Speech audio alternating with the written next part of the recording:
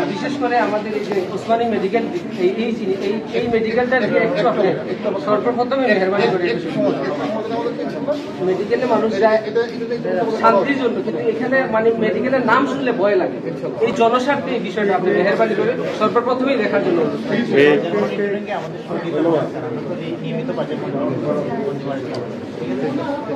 সারওয়ার আলম সাহেব উনি বাংলাদেশ সহ বিশ্বের মধ্যে অনেকেই উনাকে চিনে।